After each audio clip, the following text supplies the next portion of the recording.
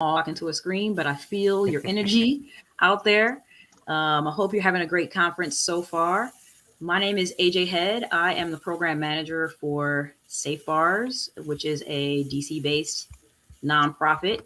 Um, our mission is to help breweries, bars, restaurants cultivate a culture of respect and safety by using some of the tools you hospitality folk already have on hand. Um, there's a reason why there's the old joke set up that, very disparate people go and walk into a bar. It's because people turn to bars and restaurants to feel good, celebrate, and connect with other human beings. So, um, you all are primely positioned to transform the culture for the better. And that's why Safe Bars is so passionate about working with you all, because you make us better as we make the culture better. So happy to be joined today by my guests, Pola Gallie from Lower Forge in New Jersey, and also Joel McClosky from Four Saints. And I'll let them introduce themselves. All right, so I'll go first in the old courtesy of going first. So I'm owner and brewer of a family-owned and directed three-barrel brewery in New Jersey. I've been brewing for several years. My son and I are the main brewers, and as part of the community, we wanted to get involved very early in inclusivity and diversity. Because we feel as a family and as a business how important it is. And that's why we reached out to Safe Bars. And we've been open almost 6 years. My name is, as mentioned, Joel McClosky. I'm co-owner and CEO of Four Saints Brewing Company. We're located in Asheboro, North Carolina, which is considered the heart of North Carolina. So if you come to visit us, it's 3 hours to the mountain, 3 hours to the beach, Charlotte to our south, and Greensboro to our north. We being in Asheboro, it's a good little town. We're happy to be where we are, and we recognize with the staff that we had and the people that we were seeing come in from outside communities, but also our local community, that putting this kind of training in play, not only for our employees, but also for the people coming in, was a necessary component just to let everybody know that we were a safe place to be. Yeah, that's great. That's a great segue to our conversation today, which is why. So why would craft, small business, mom and pop shops, or places in areas like Asheboro choose to take this kind of progressive training that talks about your feelings to make a safer place for your workers? Like, why make that choice? Well, I didn't necessarily see it as a progressive thing. It was the idea that we had a number of people that had been on my staff that had been in hospitality for a number of years. Our head bartender has been in hospitality for 10 years. My wife is one of the owners, and she's also a teacher. We had all walks of life, so to speak, and recognizing that we all had an idea of how to handle certain situations and how to be that face and to be that barrier between someone being uncomfortable and someone feeling unsafe, and something really bad happening. Like, that was us. But there wasn't really none of us had ever had any kind of training on things like de-escalation, or it was just like, hey, if this happens, here's what you should do, rather than kind of a step-by-step process of proven methods that can be implemented really easily by anybody. And so wanting to have my staff to have that capability to do those things, and then just to be able to know how to handle it if something were to happen inside of our business, just goes back to that whole thing of people being welcome and knowing how to handle things in the best way to protect themselves and anybody else. And so it's, from a progressive standpoint, I thought it was more common sense. It's just it just like anything else. If I'm gonna provide my bartenders training on how to pour beer, I need to be able to provide training that's going to be able to help them be better for our patrons and better for themselves. I love that. So I'm a product of the 80s, back in the original sexual harassment training, which I was a teacher in the facility that I worked in, and we all know how well that worked. Pretty much it didn't. So a few years ago, a local nonprofit organization, Medford Pride in Maine, wanted to have an event at our brewery, which gave us both accolades and support, as well as some not so nice things going on. So I sat down with my staff and we talked about it, and pretty much they all decided I would be the tool that they would use if there was any problem.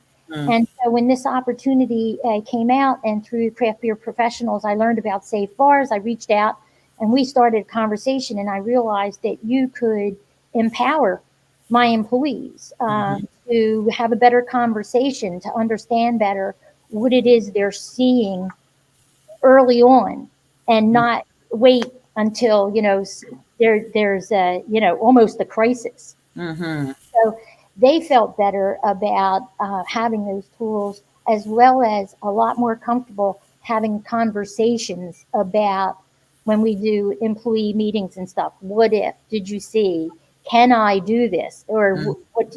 And I think that was important to do.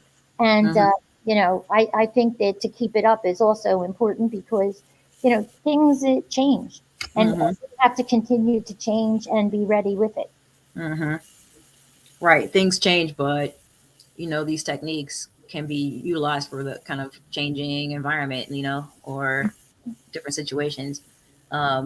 So Joel, you and Pola both mentioned, so you said these things were kind of common sense, which kind of we see when we go out and train folks, and when we talk to people.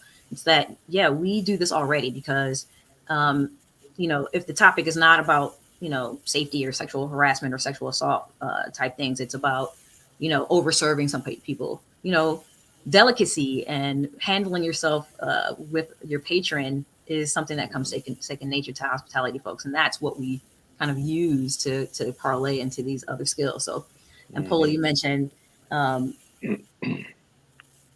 that you empower your employees as well, and the active bystander part of the training is what kind of is the other aspect to keeping these communities safe, right? So if you observe people feeling empowered to say, hey, we don't speak that way here, it kind of ripple effects throughout the culture, right? So my question is, has it made an impact in your business so far? Have you seen anything or utilized anything that you can see that's tangible? We're fortunate that the kind of place we have, the kind of customers that we have coming in, there wasn't anything that was overly aggressive. There wasn't that we didn't have any of those types of issues. And a lot of brewery tap rooms that I've been in, it seems to be that they're more of a community minded. Most people are there, that they know each other. There's it's not the place for the woo girls and the bros to go and get smashed on quarter drafts or anything. But what I did notice, at least with my staff, they started recognizing some of the things that they were saying just on the regular, and asking themselves, one, should I even be saying this? Is this just because everybody laughs, does it mean it's the right thing to do? And so they started having conversations amongst themselves about what made them feel comfortable. What were those jokes that were kind of, and luckily there was nothing that was like way over the line. It was just the common things that they all say, certain jokes, but they were able to communicate with each other about what was good, what was not good. And from initially when we got Safe Bars certified, and we put the signs up in our restrooms, and we put them where our employees are. I was concerned in the immediacy that somebody would think that something had happened, there was this something happened that made us jump to do this, and that there was going to be people asking, like, what happened? What do I not know about? But instead, what happened was we had people coming up and thanking us. We had people coming up to my staff, people coming up to myself and the other owners, and saying, hey, we always felt this about this place. We always had this feeling about this place. It's why we come here.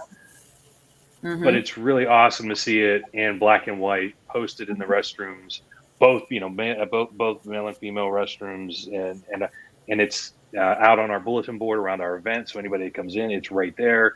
Like we always felt safe. Now it augmented that. And we had, and around here in North Carolina, I don't know how many other Safe Bar certified places there are in North Carolina. I know we're the only one around where we are in our general area.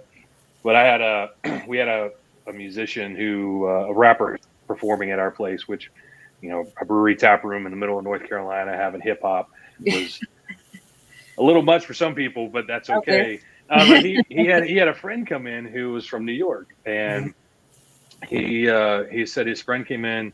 As he walked in the front door, he saw the Safe Bar certified sticker, and he told him later. He said, "I was coming in here." He goes, "First off, where you are, and it's a brewery tap room, and I'm walking in, and it's mainly people that don't look like me, and I wasn't sure what to expect. And when I saw that logo, I knew I was good. I knew everything. I knew all of my concerns and all of my worries could go away because this place had the mindset of taking care of everybody. And so to me, that one story in and of itself makes it worth it. Word. I love that. Pola. Our situation is similar. I always joke around because we have signs up about our beers, about our hours, about things that are coming up. Nobody reads those signs. However, the feedback that I get from our Safe Bar sign, they read the entire thing. Wow. And they come and they say, "Hey, thank you for doing that," because in this day and age with everything that's going on, and we say that we want our brewery to be your respite. We're not home, we're not work. Decompress, relax. I want you to get home safely so you can come back again. And the feedback we get from those signs is and conversations. They're reading the entire what we promise and what we want to do. That's remarkable. People reading a sign in a restaurant. Yeah, I know, right? Yeah.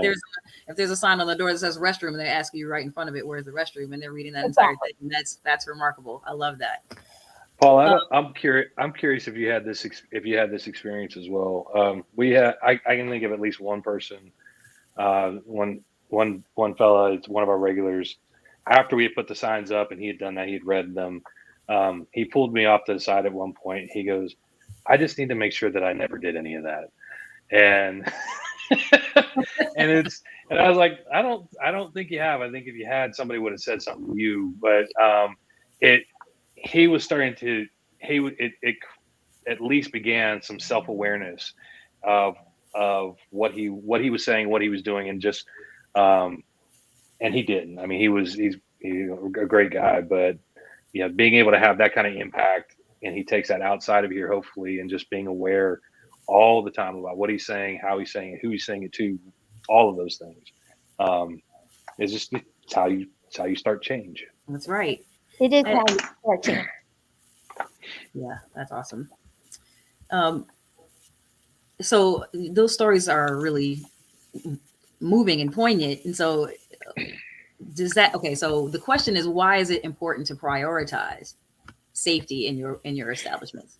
Like, that's the examples you've given is a big one, right? Because people come in, they see it, they feel safe. They will come in and frequent your place of business and feel calm, and that's exactly what you want to happen. So, and I heard Joel, say that,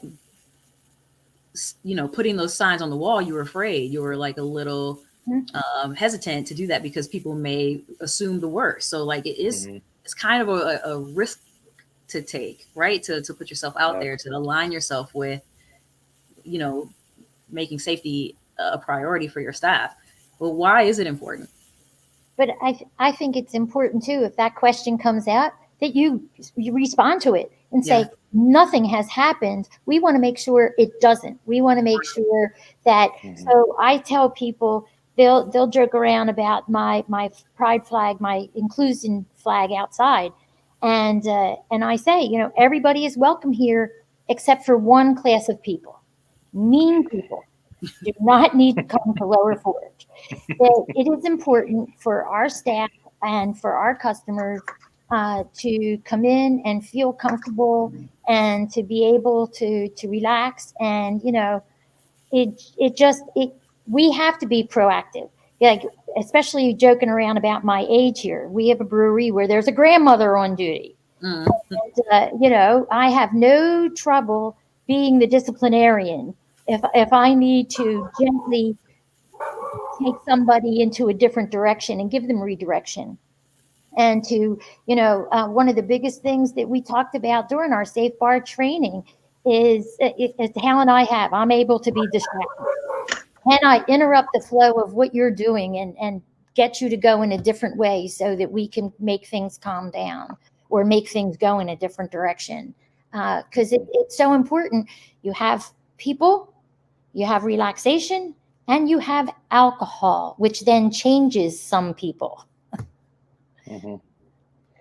Yeah, we that prioritization of just our employees feeling safe, and I think it goes back that one step further, where it's what the ownership will tolerate, what they'll, you know. Yeah, I used to be a teacher, and one of the signs I had up in my classroom was what you tolerate, excuse, or endure, you encourage. And so the idea of letting my employees know, like, that these are the things that we won't tolerate, these are things we won't endure, these are the things that you know, we won't ignore, helps. I think it helps at a retention level. So we find somebody and they're a good fit for the team, they're part of the culture, they're putting forth the best that they have each day. I want to keep them around, and so that's going to start from the beginning. And so potentially somebody coming in and thinking, oh man, I'd love to work at Four Saints, and then they see those signs like, oh man, this must not be a fun place to work because look at all those rules. That might not be the right fit for our culture and for our company, because it could potentially lead to something really bad later. And so making sure that my staff feels comfortable.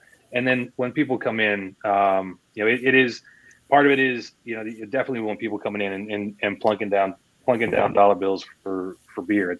That's our business. But the idea that we have created this space that is a community space where people come and to connect with each other, and just that they can sit down at the bar next to a complete stranger and begin to have a conversation, knowing that more than likely that person sitting next to them isn't going to be a jerk, not going to be not do the things that we find. If a female were to sit down at the bar next to a guy she doesn't know, that she feels safe knowing that my bartenders are right on top of that, making sure that she feels safe, and if she doesn't, that it's going to be managed. And for people, and for, you know, our LGBTQIA community, we're the only place in Asheboro that has a pride flag hanging up, and it was, again, one of and I think that's a whole nother conversation. We could do a whole nother panel about that. But you know, that community has realized once again that this is a safe place, and we can come in, whether it's just having a water or just meeting up for somebody. We can do that here. There's plenty of places in our town that are safe places, but we are billboarding that, and not for any type of virtue signaling, but simply to tell people, like, when we say all people are welcome, and hate has no home here. We mean that. I love and that. So, you know, giving people, and I think in some respects, it also creates hope, because there are people in each community that potentially feel alone because they have not been able to. They don't feel like they can go anywhere by themselves, or they're not certain if they can walk in that door and to be able to create hope that things are getting better Yeah. for everybody, and understanding is coming. And that excites me, because that's the world that I've got an 8-year-old daughter. Mm. That's the world that I am trying to influence, so that when she's sitting in this chair in 30 years, it's not a conversation anymore. I love It's it. just what is. Yeah. Well, Joel, don't you think that, two things we haven't injected into this for both our customers and our employees? We're Mm-hmm. showing respect.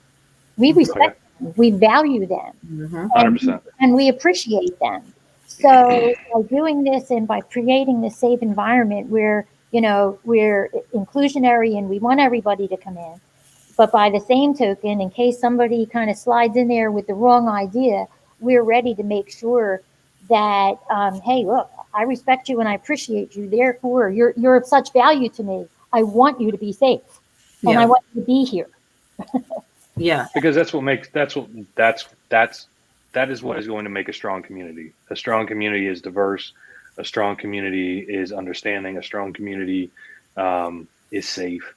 And breweries are these brewery tap rooms, places like ours, are places where people of completely conflicting ideologies and Yeah. theologies and all the other ologies, Yep. they, for the most part, leave them at the door, and they sit down next to each other and they talk about their family. They talk about the dog. They talk about the game last night, which we don't Right. need to talk about the game last night. It's so it's absolutely right, that respect for community, it starts, and hopefully it does begin to overflow into the other, out onto the sidewalk and into somebody's home, or into the next business, or into the schools, or just in the conversation, into that mindset. And so Yeah. I agree, respect, and that's, yeah. I mean, you all are just, this is a wonderful, this is exactly what Safe Bars would wants. This is our mission. It's to start that, you get it, right? There's a ripple that happens, and it starts with leadership. It starts with you all, and it ripples out, and it makes it uncomfortable or even impossible for hatred or violence to exist in your establishment, which is, it's surprising that we've veered so far from that kind of establishment, since kind of bars and meeting places like this have in its inception has been to bring people together to share humanity. But I love that you all are bringing it back in such a loving and committed way. And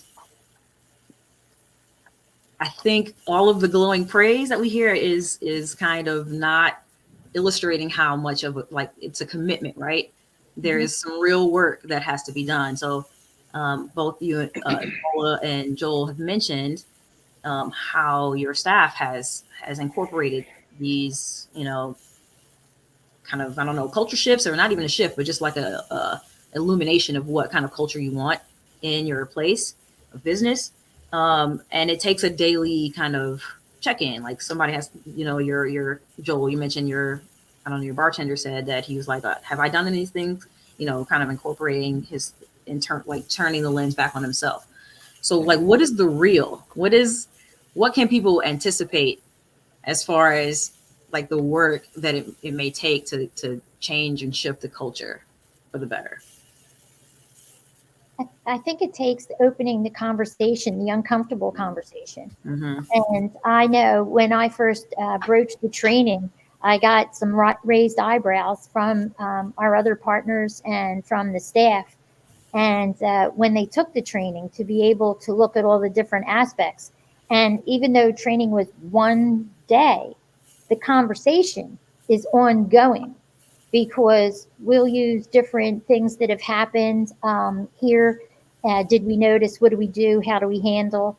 And a lot of the things that we did during the exercises in training, we still incorporate into what we're doing. Mm-hmm. Just so we stay on our toes and know the different things that are, as people come out, they haven't been out for a while. Sometimes it's like they're coming out of a cave and they've forgotten how to be with the local citizenship. Okay. Yeah. I can see that. Yeah, we when we found out. I mean, for us, the Safe Bars, we became aware of it during the, I think it was back in 2020 or 21 when the great brewing reckoning was going on, and Yeah. we joined the pact. At that time, at this we still have eight females on staff, and all of these things were all the things were coming to light, and stories are being told, and realizing that it was something that we could do, that I could do for my female staff, to say we need to do this, and then to make sure that everybody understands what is okay, what's not okay. Right. And like I had mentioned before, we haven't had any issues, whether in-house or within our customer base. And I won't say everybody, most people were like, but do we really need it? Like, we don't have these problems. Like we handle things well. We don't have the kind of things that place has, or we don't have a person like that, so we don't have to worry about it. And once we had the training afterwards, at least for the next week, like there was, the processing was continuous. Just the things that they heard, the different types of bystanders trainings, the different situations, and there was a greater awareness of what was going on and going around and how to approach those things. Like I said, they started talking with each other about what was cool, what wasn't cool. They talked with me about it, and so that actual training itself is fairly easy. And if you've already got a culture where people respect each other, again, it seems like common sense and like, oh yeah, this is great, which we had, but then it took us to how moving away from respecting each other, which we already did, to making sure people felt safe. And that there's a big difference between respecting somebody and making sure they feel safe. Right. And it's like that next level. Yes. And so that work happens in those conversations. When something, I've noticed it with, as we try to come up with beer names and those kinds of things, somebody will crack a joke and then somebody will either go, no, that's not okay. Like that's, we got to pull back on that. Or somebody will say something and go, whoa, sorry about that, guys. Like that wasn't okay. And so that's the work. And it's that constant self-awareness. And that's what the staff is doing. And we have those conversations when needed, checking in on each other, making sure that, that they still feel, to use Paula's word, empowered to do those things. And if you're fortunate where you're not in a situation where those kinds of things happen all the time, just those constant having those constant reminders of, hey, if something like this were to happen, what would you do? Because if you don't use it, it just kind of gets lost, in the back among everything else. And so I consider us fortunate to have those reminders, in conversation rather than in actual situation. Yeah. Yeah. Well, I have a slightly unfortunate thing, but fortunate that we have those conversations. You always think about how to keep people safe and keep our employees safe with people coming into the tap room, into the tasting room. Recently, we had a threatening phone call. Oh, In wow. the middle of one of our busy nights, one of my staff members picks up the phone and they ask a question about whether we were the brewery that supported a pride event in the past. And she was trying to disengage from the phone. And he started, it was a male voice, or perceived to be a male voice, saying, that going straight to hell, she should quit her job, we're terrible people. And I think that she handled it very well. She said, I'm not going to engage in this conversation. Nice. It is not appropriate, and I am hanging up. She reported it to me, and I felt that it was somewhat threatening in nature. We did do a police report, and the police were very happy that we did. We had the reverse lookup on the phone from caller ID because he had hidden his number, but It was, but while she was uncomfortable while the call happened, she felt very good in that she knew I wouldn't care. I think that she was very polite in saying, I'm ending this phone call. She didn't just hang up. She said, this is inappropriate, and I am ending this phone call. So, we think a lot about people coming in our doors and people face to face with our employees, but I think that we need to really look at all the different ways of how people communicate to make sure that they're able to feel comfortable in addressing that and staying safe. Mm-hmm. And Paul, I'll springboard off of that because we haven't had a situation like that, and I'll say yet, just because who knows.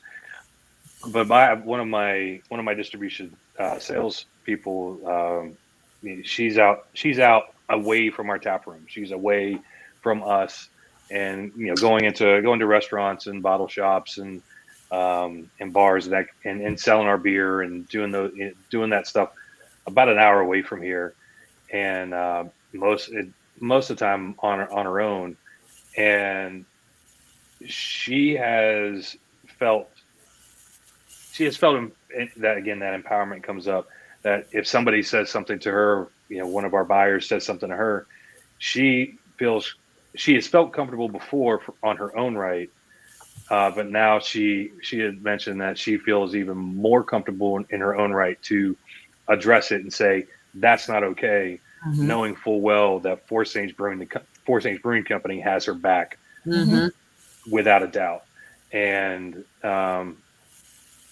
that's a good feeling to know that she knows that we have her back. And so it's not just at the tap room, it's when they're out of it. I mean, with festivals or events or private tastings or just all of those things, it's not just in the tap room, it's wherever your company is, your employees knowing they got me, and I'm going to take care of what I need to take care of. Yeah.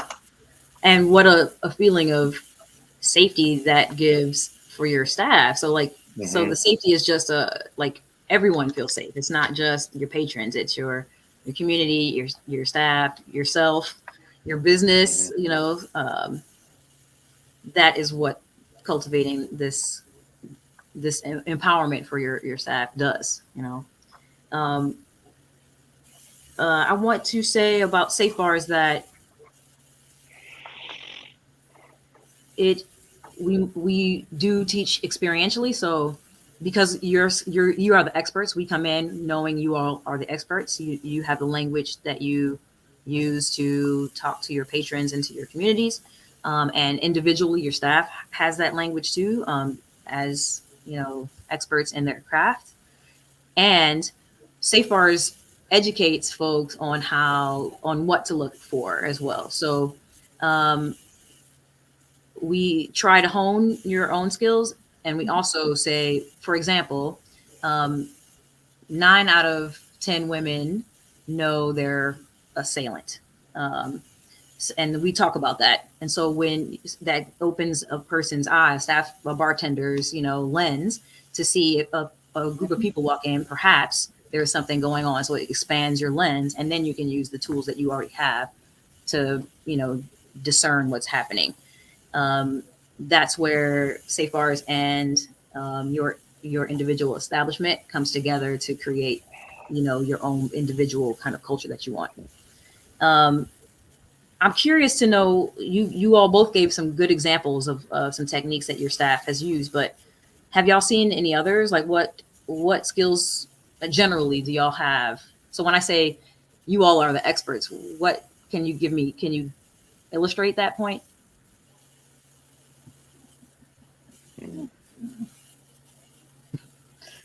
If they see something that's escalating, that going back to that distraction, just to interrupt that conversation and to redirect, where they'll come over and say, hey, I'm a little concerned about this table over in the corner. They seem to be, getting a little argumentative, and just be aware of it. They seem to be much more aware of what's going on in the rest of the room, right, instead of what's right in front of them. What do you want? Let me get it. Here it is. Thank you for the. So it's a wider, like you said, instead of that close lens, it's much wider about like what the dynamics of the room and people in the room are doing. I think that I've noticed that with my staff. They're certainly, since we've had the training, a lot more open in their conversation with asking questions, or do you think I should? Nice. Okay. So then, and I still try to get them. I mean, one of the things that I had looked for in the training was to empower the staff to do something at that time. Because what would happen is the next day they would come into work and they'd say, "Hey, last night I was a little concerned." Yeah. And I'd say, "Well, you should have told me last night. I can't do anything about it today. Right. But if you ever see it again, Yeah. kind of thing." But I do think that awareness of space and activities has really gone a lot higher. Okay. Cool. Um, I feel like a great amount of buy-in. Like you guys are perfectly suited to have this conversation about how Safe Bars is, essential to, or not essential, but like helpful in helping you all create the culture that you want. Do you have mission statements when y'all opened, and did it involve safety and respect and things like that, or is it just inherent in your brand? For us being a small family business, it was something that we had always planned for, to be part of the community and to be part of the environment where people could feel good and safe. Yeah, I can't say that. When we opened it, it wasn't. It was that inherent thing. The vision that we had for the place of being people's third space, a place where, at the time my daughter was just an infant, but for families to come in and kind of following off of the blueprint that a lot of other brewery tap rooms had already put out there. But as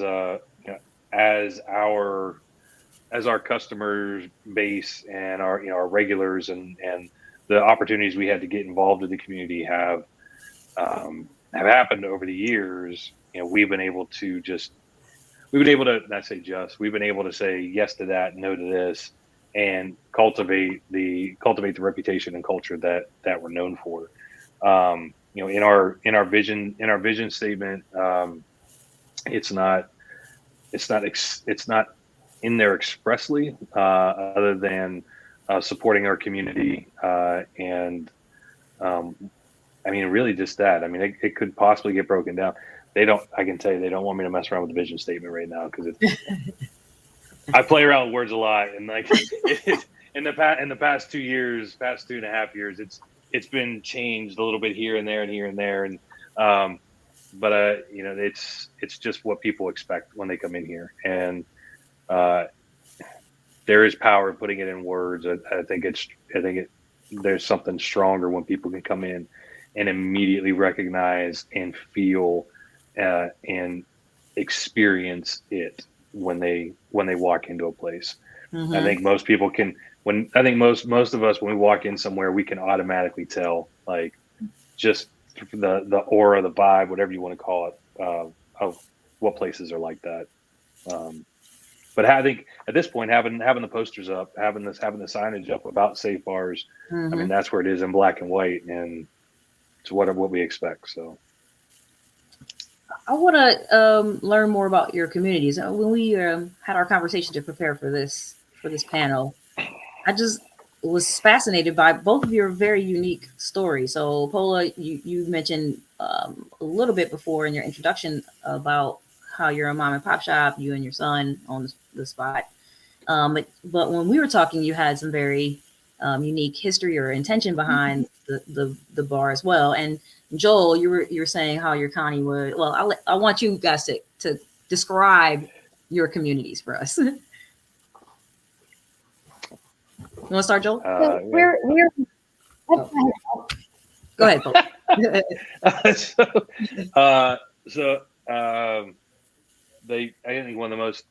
that's most unique. One of the unique things about where we opened up our brewery is, we're in Randolph County, North Carolina. Like I said, we're right in the center of the state. And up until 2008, our county was a completely dry county. Yeah, there was, starting from around the 1950s up through 2008, you could not buy alcohol legally within the county. North Carolina is well known for its moonshining and the start of NASCAR and all that stuff.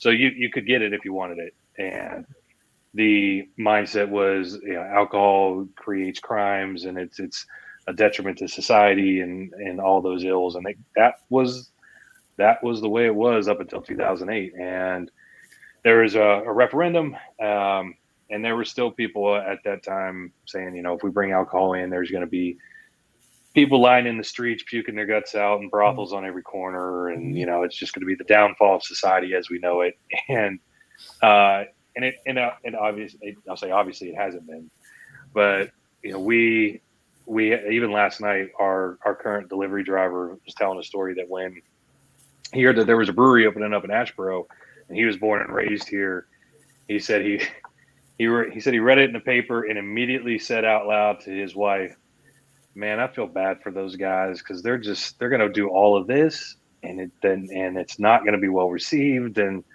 it's a bad idea." And now he's been our delivery driver for about a year now, and he's really happy that we stuck around. Nice.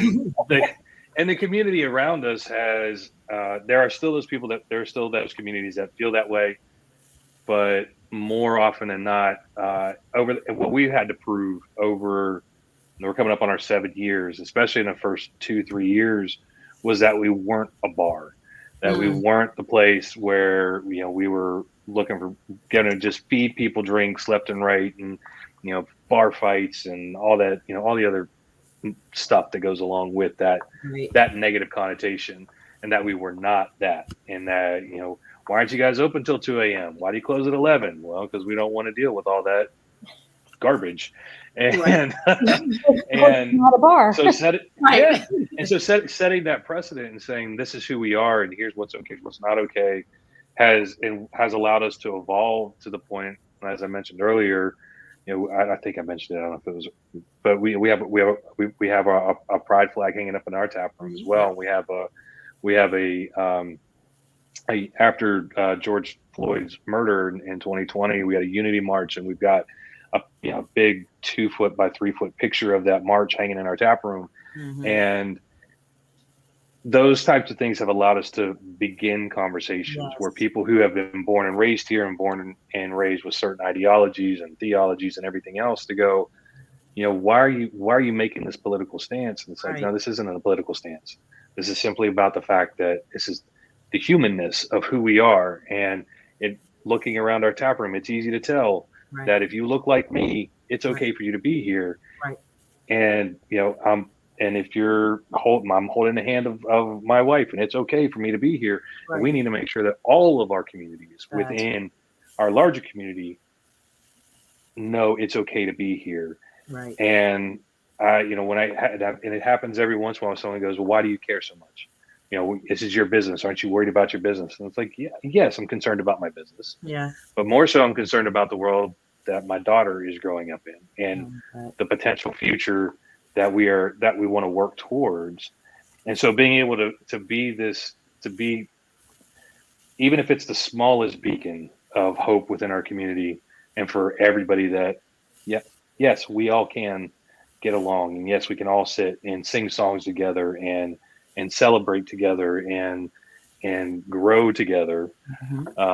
Beer is just the vehicle for some people to come in and have an excuse to sit down next to somebody. It's the conversations and connections and revelations that happen here that matter most. And so to go from a place that thought alcohol was, it was absolute devil's juice, to a place where we've got a brewery that is opening doors for communication, I'll take that every day. I love that. It's interesting that you had that experience from going from a dry town Our Mhm. town in Medford, New Jersey was not dry. And Yeah. yet that's what they thought was going to happen when a brewery opened. There would Mhm. be urination in the street, there would be fist fights, there would be all manner of shenanigans going on. Mhm. But my son and his wife and I, we've always been very involved in the community. We still volunteer both for the Economic Development Committee. Mhm. Uh, she runs our tour. My daughter-in-law Abby runs our tourism effort, Destination Medford. My son is a first responder, a firefighter and EMT. But we just, I'm not sure who gave him that bright idea of opening a brewery. And one night during one of our conversations, I said, "How can I help, honey? I can cook."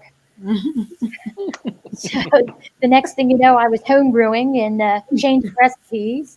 And it's funny, we're about the same time. We're 8 years in business, Mhm. 6 years, almost 6 years open Mhm. here in town. We're in a building that was built in the mid 1800s Mhm. on our little main street. And, it was, he envisioned that we would be more like the tavern of the Revolutionary War period, a community center, a place where people can come and decompress and have conversations, hopefully without fomenting a revolution. Uh, Mhm. but we have a lot of community groups and a lot of church groups that come in, and Mhm. being inclusive has given us such wonderful experiences, both as a business and a family, that Mhm. we want to continue that. And Joel, I really understand what you're saying about your daughter. My son's an adult now, a chronological adult, but my four grandchildren. What kind of world Right. is going to be for those kids coming up and going out in the world? I want to leave it better, even if it's a small microcosm of betterness. I Mhm. want to be part of that, Hmm. being part of the Absolutely. solution. Yeah. So we're still dog and family friendly. We try to get involved where we can with positive growth and events and things of that nature, and continue to. It's education. It's Yeah. about it's about education. Yeah. Why do you have that flag outside, or what does it mean, or how can you say that kind of thing? Well, it's easy to say it. It's harder to live it.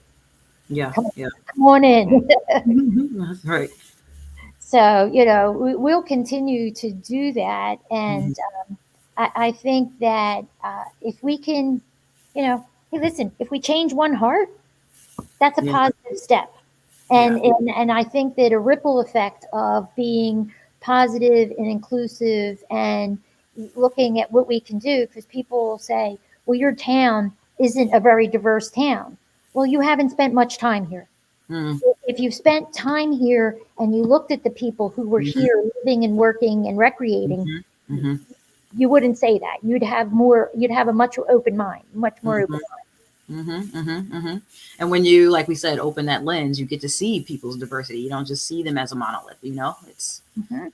you see people's texture. Yeah.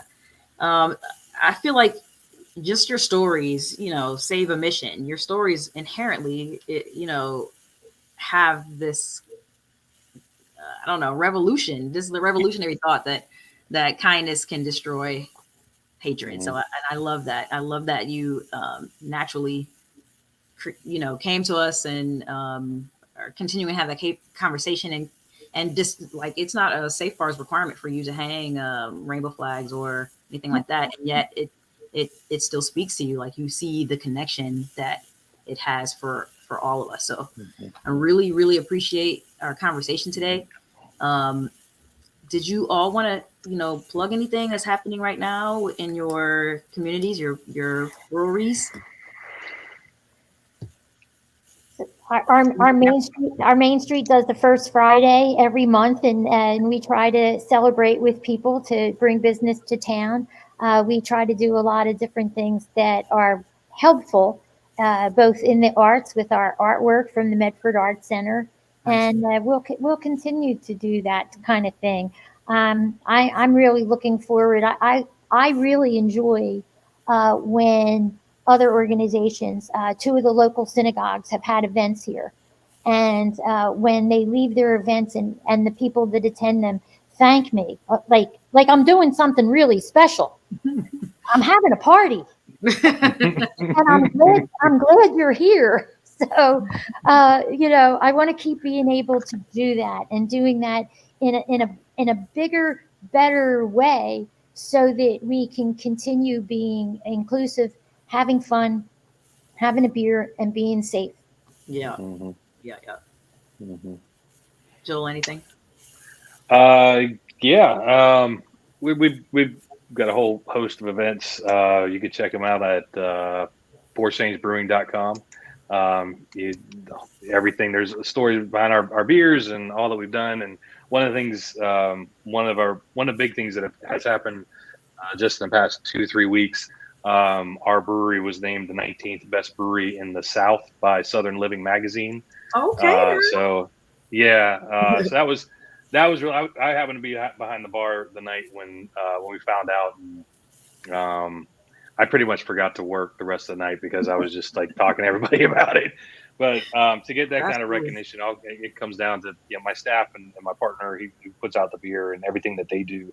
But that's a lot of fun. So if you're coming through North Carolina and you can find your way to Asheboro, you can find us at Four Saints right in downtown. If you like zoos, we have Asheboro has North Carolina, I should say, and it's located in Asheboro, has the world's largest natural habitat zoo. Oh, So wow. if you want to see elephants walking around like they're on the Like a savannah, safari? or you want to see what's that? Like a safari? Wow, that's pretty Oh cool. there's actually they have a bus that they'll actually take out onto the grasslands, and the elephants and the giraffes and everything are all just kind of like right in there. But if you like zoos and you haven't been to the world's largest natural habitat zoo, it is in Asheboro, and so we are fondly known as Zoo City.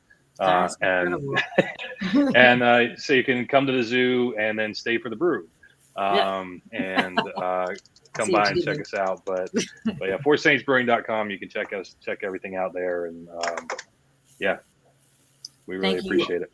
And Thank AJ, you. AJ, thank you for what you. Yes, AJ. I really- appreciate y'all. I appreciate y'all so much. This conversation was really great. I have so much sound bites that I'm going to use for our promo for Safe Bars. I appreciate you. Safebars.org for everyone listening. If you want to find out how you can catch the bug of Safe Bars and change your community for the better, or continue supporting your community as it is a loving, respectful community. Thank you, Andrew Copland from Craft Beer Professionals. Thank you so much for having us today. And peace out. Peace out. Thank you. Bye, all. Cheers.